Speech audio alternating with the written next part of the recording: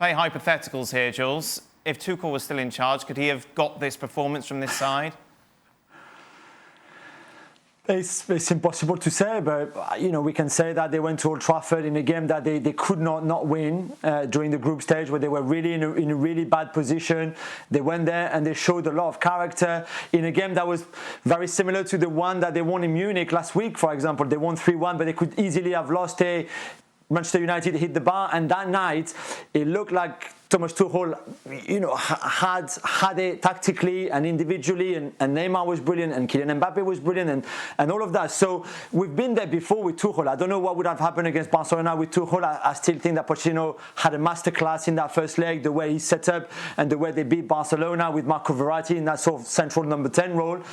Against Bayern, I'm not sure how much this is down to Pochettino, the players, or a bit of everything. And maybe had Tuchel been on the bench, it would have been the same results.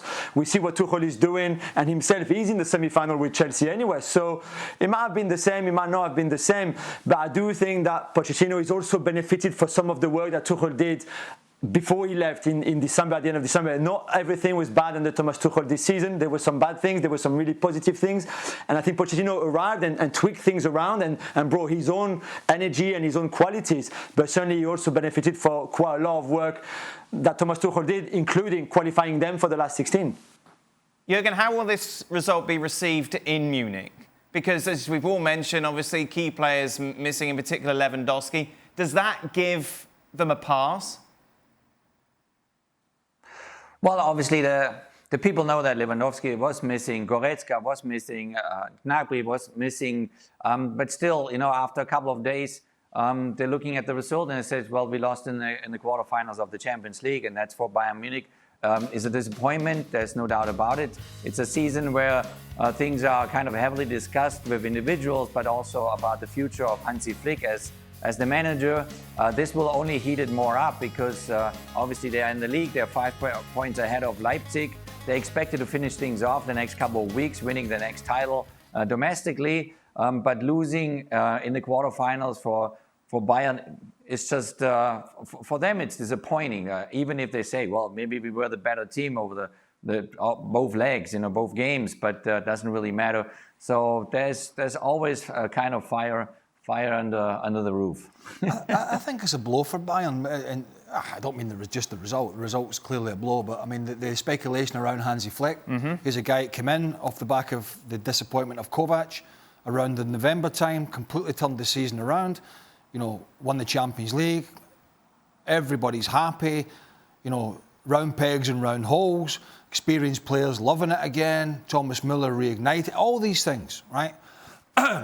And now we have ahead of the biggest game of the season for them, because they are expected to win the Bundesliga. Here we have all this talk about the German national team job and Hansi Flick not being happy.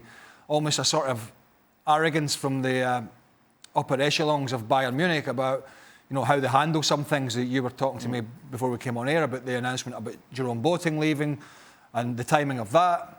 And whilst that's not a blame culture for the result or the performance, it never helps. And I think subconsciously, if you have murmurings about a manager who you're particularly enjoying playing under, hot-footing it off to take another job because he allegedly is not happy, it certainly doesn't help the scenario that you are in. And I think Bayern's handling of certain situations, not just recently, but over the past few years, albeit they've been successful, smacks to me as if they can just sometimes feel from a boardroom level that they can just make announcements willy-nilly whenever they like and don't think it will upset the rhythm or the routine.